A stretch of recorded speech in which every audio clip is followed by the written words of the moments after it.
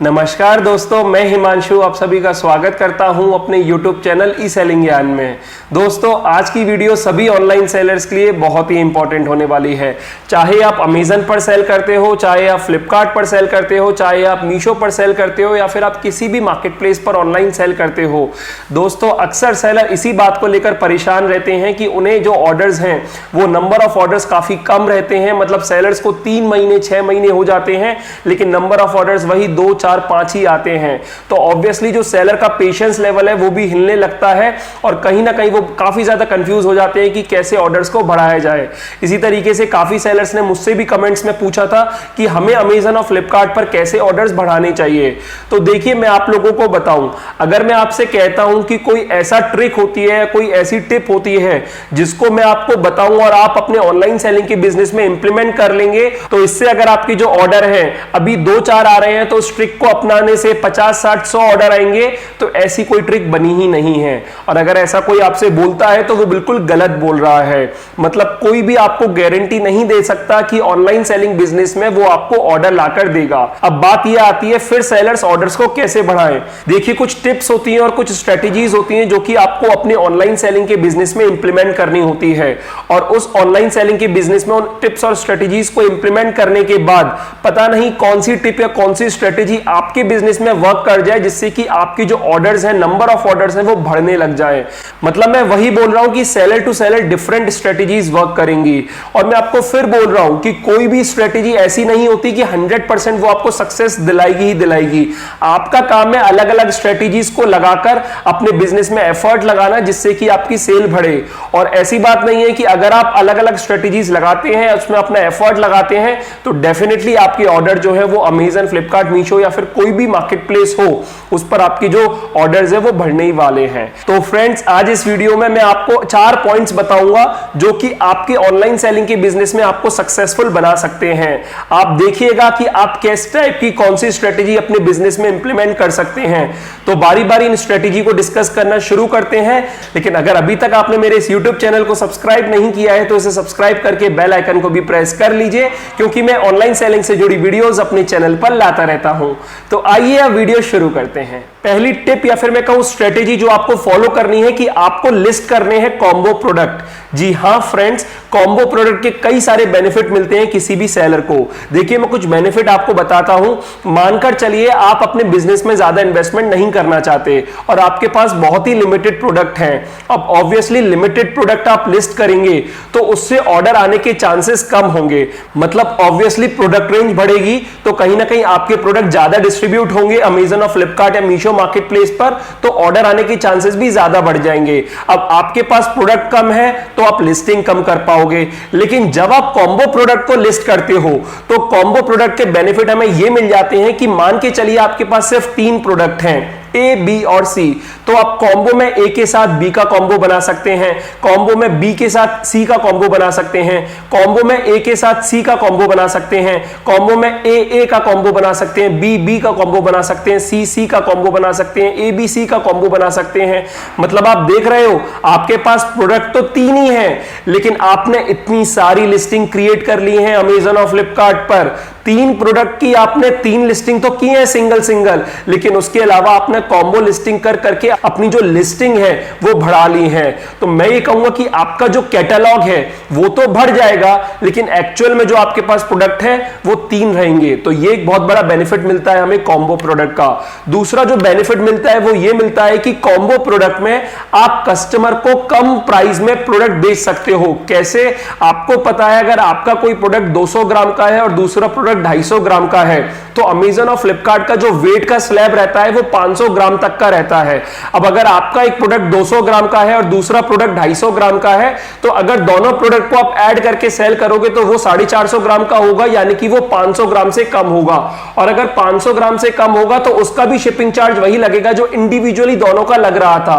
तो जब आप उन दोनों को साथ में सेल करोगे तो आपको कहीं ना कहीं 70-80 रुपए का फायदा होने वाला है। आप समझ गए होंगे, क्योंकि एक पे भाड़ा लग रहा था 70 रुपए के अप्रॉक्स, दूसरे पे शिपिंग चार्ज भाड़ा लग रहा था 70 रुपए के अप्रॉक्स, अब दोनों को मिलाकर भी 70 रुपए का ही शिपिंग चार्ज या फिर भाड़ा लगने वाला है।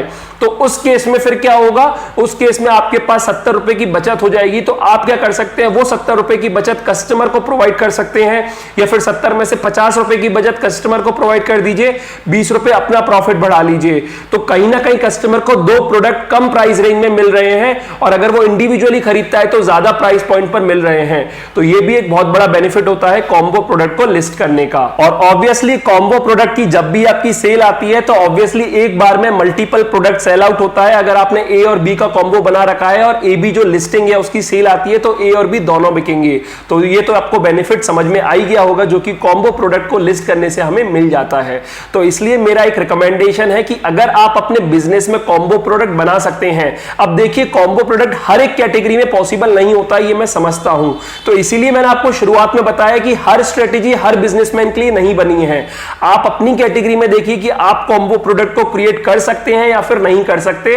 और कॉम्बो ऑब्वियसली ऐसा होना चाहिए, अगर आप दो प्रोडक्ट का कॉम्बो बना रहे हैं तो कहीं ना कहीं मिलते जुलते प्रोडक्ट हो, या कहीं ना कहीं आपको लगता है कि ये प्रोडक्ट कस्टमर खरीद रहा है तो इसकी भी रिक्वायरमेंट पड़ सकती है। तो उस टाइप के प्रोडक्ट के कॉम्बो बनाएंगे तो वो सेल आउट होने के चांसेस भी ज्यादा रहेंगे। और अगर आपकी कैटेगरी में आपको लगता है आप कॉम्बो प्रोडक्ट क्रिएट कर सकते हो तो जरूर बनाइए। इससे डेफिनेटली आपके जो ऑर्डर्स है, आपकी जो सेल्स है वो बढ़नी ही बढ़नी है। सेकंड जो स्ट्रेटेजी या फिर टिप है वो है कि लोकल प्रोडक्ट आपको सेल करने हैं। लोकल से मेरा मतलब क्या है कि आपको ऐसे प्रोडक्ट सेल करने हैं जो कि आपकी सिटी में या फिर आपके नियर बाय एरियाज में मैन्युफैक्चर्ड होते हो। मतलब आप समझ रहे हैं, आप जहां भी रहते हैं उसके 100-150 किलोमीटर एरिया में आपको अगर लग रहा है कि कोई प्रोडक्ट वहां पर मैन्युफैक्चर होता है और इंडिया में जितने भी सारे वेंडर है वो वहीं से प्रोडक्ट खरीदते हैं, या फिर वहां पे कई सारी मैन्युफैक्चरिंग इंडस्ट्रीज है जहां से प्रोडक्ट लोग ले जाकर अपनी सिटी में अपने ऑनलाइन सेल कर रहे हैं। तो ऑब्वियसली अगर वो आपके पास है, आपकी सिटी के पास है, तो उसका बेनिफिट सबसे ज्यादा आप ले सकते हैं।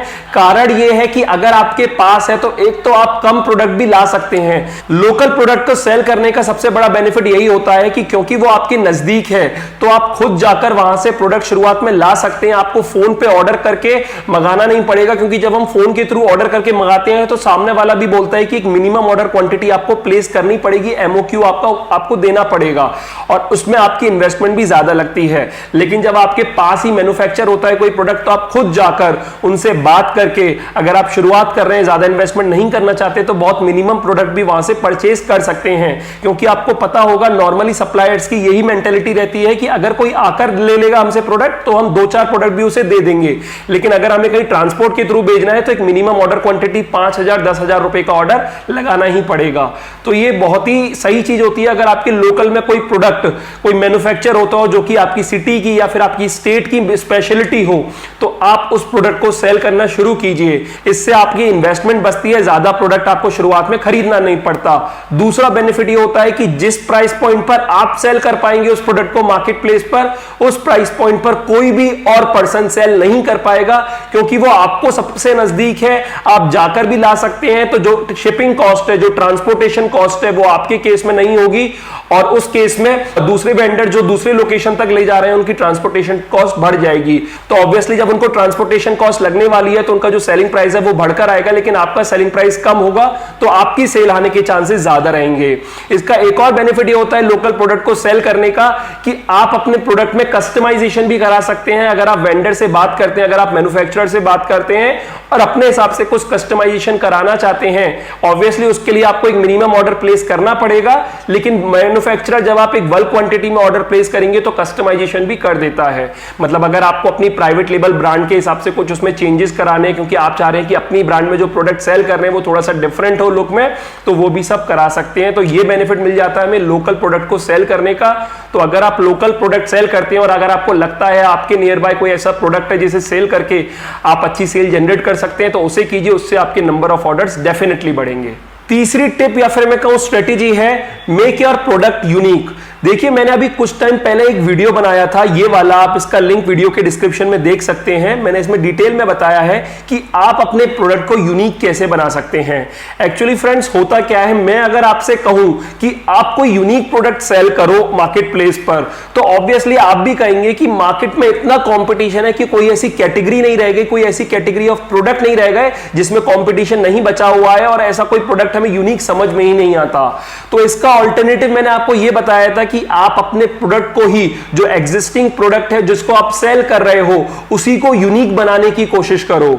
जी हां फ्रेंड्स, अगर आप एग्जिस्टिंग प्रोडक्ट को ही यूनिक बनाने की कोशिश करोगे, वो कैसे करोगे वो आप उस वीडियोस के थ्रू देख सकते हो। मैंने बेसिकली उसमें आपको बताया है कि आप 5, 10, 15, 20 रुपए की लागत लगाकर, मतलब 10-15 रुपए का कोई एड ऑन मटेरियल लगाकर उस प्रोडक्ट को 150-200 रुपए तक महंगा सेल आउट कर सकते हो। जी हां फ्रेंड्स, और इससे आपका प्रोडक्ट यूनिक दिखेगा, दूसरों से अलग दिखेगा और आप उसमें ज्यादा प्रॉफिट भी अर्न कर सकते हो। तो इसलिए आपको अपने एग्जिस्टिंग प्रोडक्ट को ही यूनिक बनाकर अमेजन, फ्लिपकार्ट या मीशो जैसे मार्केट प्लेस पर ऑनलाइन सेल करना होता है। इससे आपको डेफिनेटली नंबर ऑफ ऑर्डर्स जो है वो डेफिनेटली बढ़ेंगे। और फोर्थ और जो आखिरी टिप या फिर मैं कहूं स्ट्रेटेजी है, वो है create your own competition on the market place. अब देखिए इसका मतलब क्या है, आपको पता होगा जब आप अमेजन पे या फ्लिपकार्ट पर कोई भी product as a customer search करते हैं इनके साइट पर, तो अमेजन और फ्लिपकार्ट पर अगर हम कोई प्रोडक्ट देख रहे हैं तो उसके नीचे अमेजन और फ्लिपकार्ट दूसरे प्रोडक्ट्स को रिकमेंड करता है। तो इसलिए मैं बोलता हूं कि आप अपने ही प्रोडक्ट का कंपटीशन बना दीजिए मार्केट प्लेस पर। अपने ही प्रोडक्ट का कंपटीशन बनाने से क्या मतलब है कि जैसा आप कोई प्रोडक्ट सेल कर रहे हैं उस जैसे काफी सारे प्रोडक्ट को लिस्ट कीजिए। मतलब आप ये समझ लीजिए कि उन सभी प्रोडक्ट में बहुत मामूली कोई एट्रीब्यूट का फर्क हो, जैसे कोई कलर का डिफरेंस है या फिर कुछ फीचर में हल्का फुल्का चेंज आ गया, तो ऑब्वियसली उनकी आप अलग अलग लिस्टिंग करोगे। अब अगर आप अलग अलग लिस्टिंग करोगे तो ऑटोमेटिकली जो कंपटीशन आप खुद ही जनरेट कर लोगे अपनी ही लिस्टिंग का। ये कैसे कि अगर आपका कोई भी कस्टमर कोई भी आपका एक सिंगल प्रोडक्ट ऊपर देखता है तो उस टाइप के प्रोडक्ट ही अमेजन और फ्लिपकार्ट रिकमेंड करते हैं, और आपने ही उस टाइप के प्रोडक्ट लिस्ट कर रखे हैं तो वो आप ही के प्रोडक्ट को सजेस्ट करेगा। तो कहीं ना कहीं ये एक वो वाला पॉइंट हो गया कि कस्टमर को अल्टीमेटली आप ही का प्रोडक्ट परचेज करना पड़ेगा। तो ये मेरा पास्ट एक्सपीरियंस कहता है कि अगर इस तरीके से आप कंपटीशन क्रिएट करते हो अपने ही प्रोडक्ट का, अपनी ही लिस्टिंग का, तो इससे आपकी जो ऑर्डर्स हैं वो बढ़ते ही बढ़ते हैं। इसे आप एक और तरीके से कर सकते हैं कि जो भी आपके प्रोडक्ट में सबसे ज्यादा अच्छा सेल आउट होता है प्रोडक्ट, जो हॉट सेलिंग प्रोडक्ट है आपका, उस हॉट सेलिंग प्रोडक्ट के साथ आप कॉम्बोज बनाइए। जी हां, अगर आप अपने हॉट सेलिंग प्रोडक्ट के साथ कॉम्बोज बनाएंगे, ऑब्वियसली सबसे ज्यादा कस्टमर आपके हॉट सेलिंग प्रोडक्ट को ही व्यू करते होंगे, तो जो रिकमेंडेशन में प्रोडक्ट दिखेंगे बायर्स को, वो उस हॉट सेलिंग प्रोडक्ट के साथ कॉम्बोज दिखेंगे। अगर आपने ऐसे कॉम्बोज लिस्ट कर रखे होंगे, मतलब हॉट सेलिंग प्रोडक्ट के साथ आप कोई ऐसे प्रोडक्ट का कॉम्बो बना दीजिए जो नॉर्मली सेल कम होता हो, या फिर मैंने आपको बताया कि उस ऐसे टाइप के प्रोडक्ट का कॉम्बो बना दीजिए जो हॉट सेलिंग प्रोडक्ट अगर किसी को रिक्वायर्ड है तो उस टाइप का प्रोडक्ट भी रिक्वायर्ड हो सकता है। तो अगर कोई बायर उस हॉट सेलिंग प्रोडक्ट को देख रहा होगा तो ऑब्वियसली जब वो देखेगा कि डिस्काउंटेड प्राइस में मुझे ये कॉम्बो पड़ रहा है और मुझे इसकी भी कहीं ना कहीं जरूरत पड़ने वाली है, तो डेफिनेटली वो कॉम्बो प्रोडक्ट को ही परचेज करेगा। तो इससे आपके एक ही ऑर्डर में 2 प्रोडक्ट सेल हो जाएंगे। तो मतलब आपने क्या किया, अपनी ही लिस्टिंग का कंपटीशन उतार दिया मार्केट में, जिससे कि क्या हुआ, अमेजन और फ्लिपकार्ट पर अगर कोई भी बायर शॉपिंग कर रहा है और आपकी कोई हॉट सेलिंग प्रोडक्ट को देख रहा है तो रिकमेंडेशन में भी अमेजन और फ्लिपकार्ट ने आप ही के प्रोडक्ट उसे दिखाना शुरू कर दिया और अल्टीमेटली आप ही को सेल रिसीव हुई और आपके नंबर ऑफ ऑर्डर्स बढ़े। तो फ्रेंड्स ये कुछ टिप्स और स्ट्रेटेजीज थी जो कि आपको अपने बिजनेस में फॉलो करनी है। और फ्रेंड्स मैंने आपको हमेशा बोला है, आपको अपने ऑनलाइन सेलिंग के बिजनेस में ऑर्डर्स आ जाएंगे, ठीक है, ऑर्डर्स आना इतना बड़ी बात नहीं है। मैंने आपको बताया आप ये टिप और स्ट्रेटेजी फॉलो करोगे तो आपको ऑर्डर्स आ जाएंगे, डेफिनेटली आ जाएंगे। लेकिन कोई ऐसा 100% सक्सेस फॉर्मूला नहीं होता कि इससे ऑर्डर आ जाए। लेकिन हाँ, आप एफर्ट लगाओगे, अलग अलग स्ट्रेटेजीज ट्राई करोगे तो कोई ना कोई स्ट्रेटेजी आपके केस में भी वर्कआउट करेगी। लेकिन ऑर्डर आने के बाद भी क्या होता है, सेलर को नुकसान जाता है। मैंने काफी बार देखा है, सेलर सोचते हैं कि डेली बेसिस पर उनके 50-60 ऑर्डर आ रहे हैं, लेकिन फिर भी उन्हें नुकसान हो रहा है, या फिर अगर प्रॉफिट हो रहा है तो समझ में नहीं आ रहा कितना प्रॉफिट हो रहा है। तो इसके लिए मैं अपने लेवल 2 ट्रेनिंग में एक सिस्टम बनाना बताता हूं कि कैसे आपको अपने ऑनलाइन सेलिंग के बिजनेस में सिस्टम बनाना होता है। बेसिकली फ्रेंड्स मैं 2 लेवल्स की ट्रेनिंग प्रोवाइड करता हूं। पहला लेवल उन सेलर्स के लिए होता है जो कि ऑनलाइन सेलिंग में नए होते हैं या फिर उन्हें कुछ ही टाइम होता है अमेजन और फ्लिपकार्ट पर सेल करते हुए, और वो सारी बेसिक नॉलेज लेना चाहते हैं कि अमेजन और फ्लिपकार्ट पर बिल्कुल ए से लेकर जेड तक क्या क्या कंसेप्ट होते हैं जो कि एज अ सेलर उनको पता होने चाहिए। तो लेवल 1 ट्रेनिंग में आपको कंप्लीट बेसिक नॉलेज दी जाती है कि कैसे आपको अमेजन और फ्लिपकार्ट पर अपना बिजनेस सक्सेसफुली रन करना होता है। दूसरे लेवल ऑफ ट्रेनिंग में मैं आपको अपने ऑनलाइन सेलिंग के बिजनेस में एक सिस्टम बनाना बताता हूं कि कैसे आप अपने बिजनेस में एक सिस्टम डेवलप कर सकते हैं जिससे कि आपको पता चल सके कि आपको किसी भी प्रोडक्ट का सेलिंग प्राइस कैसे कैलकुलेट करना होता है, आपको डेली बेसिस पर ऑटोमेटिकली प्रॉफिट और लॉस को कैसे कैलकुलेट करना होता है, आपको जो डेली बेसिस पर रिटर्न आ रहे हैं उसका मैनेजमेंट कैसे करना होता है, आपको पेमेंट रिकंसिलिएशन कैसे करना होता है। तो अगर आप इन सब चीजों को सिस्टमैटिकली करोगे तो कभी भी ऑनलाइन सेलिंग के बिजनेस में ऑर्डर आने पर लॉस में नहीं आओगे। तो यही मैं आपको सिखाता हूं लेवल 2 ट्रेनिंग में। दोनों ही ट्रेनिंग की डिटेल्स लेने के लिए आप मुझे इस व्हाट्सएप नंबर पर कांटेक्ट कर सकते हैं। वीडियो अगर आपको अच्छी लगी हो और आपको लगा हो आपने इस वीडियो से कुछ सीखा है तो इस वीडियो को लाइक कर दीजिएगा, अपने फ्रेंड्स और फैमिली के साथ ये वीडियो जरूर शेयर कीजिएगा। और अगर आप मेरे चैनल पर नए हो और पहली बार आए हो तो इस चैनल को सब्सक्राइब कर दीजिएगा, क्योंकि मैं ऐसी ही ऑनलाइन सेलिंग से जुड़ी वीडियोस अपने चैनल पर लाता रहता हूं। फिलहाल अभी के लिए मैं चलता हूं। Thank you.